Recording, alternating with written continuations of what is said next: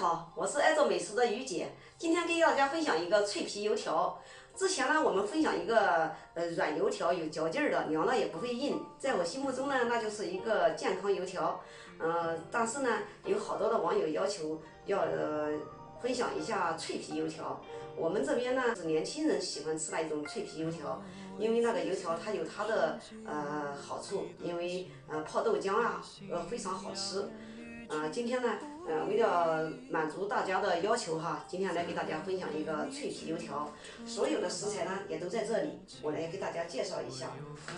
这个是得力六星面，油条蓬松剂，这是食用盐、食用小苏打、双效五铝泡打粉，还有一个鸡蛋、白糖。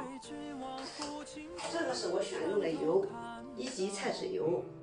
用菜籽油炸就不用放白糖的了，请跟我一起来操作吧。食材比例都在屏幕上方，仔细看。小苏打、五铝泡打粉、油条蓬松剂、盐。这次是用菜籽油炸，这个白糖就不用要的了。加白糖是起到上色的作用，菜籽油本身都很上色。用其他油炸，加6至8克白糖。鸡蛋打在水里，搅3杯，25克的油，留一点，就倒完了。用蛋液和面边倒边搅拌，必须把它搅拌至无干面粉时，用手进行压面的方式把它压在一起。压面也就是踹面的手法，两手捏拳往下压，全部都压一遍以后，给它对折再压，总共对折个3、4次就可以了。时间大约都是1、2分钟。时间压得短，不是没压好，而是我们和的面少。每次压面觉得有力度了，就不要再压了，洗面10分钟再来压。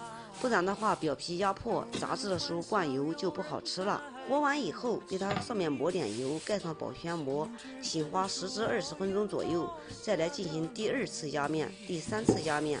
每次的压面也就是1至2分钟，压完以后盖上保鲜膜，醒花15至20分钟。由于时间的问题，我们今天就拍摄了1次。经过一揉3踹以后，给它整理成长条，上面抹点油。给它用保鲜膜包住，千万不要漏气，越拉紧越好。为了防止里面漏气，我再包一层保鲜膜。包好以后，给它放入模具里，放入冰箱冷藏1晚，第2天早上再起来炸。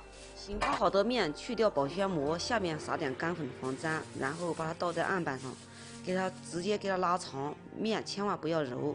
拉长以后给它拍扁，用擀面杖给它擀长。面片的厚度大约就是0.5公分，它的宽度大约就是10公分左右。擀好以后，把两头整成直角，以免等一会儿有边角料。然后盖上保鲜膜，让它松弛5至10分钟。在这个时候，我们就可以烧油了。趁着烧油的时间，我们把油条剂子给它切一下。油条剂子就是2手指那么宽，给它切成大小均匀的小剂子，然后各一个，给它抹一点点水，2个为一组。把2个油条剂子组合在一起的时候，注意看我的手法，手法要轻要快，否则影响起发。把所有的边角料全部都集中在一起，用筷子给它压一下，然后抻长，2个头使劲把它捏一下，以免开条。用边角料试油温，以免浪费。大家注意看我的手法，压油条以免开条，然后往下压，使劲的来回放油2下。用2个手指捏到中间那一点，来回搓一搓，以免开条。油条胖不胖，都在于油条下锅的一瞬间。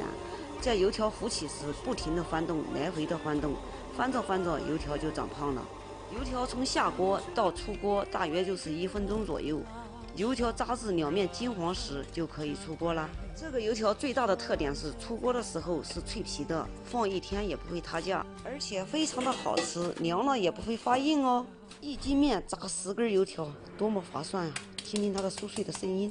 好了，今天的视频就给大家分享到这里吧。我是于姐，如果你喜欢我的视频，请不要忘记关注我哟。感谢您的观看。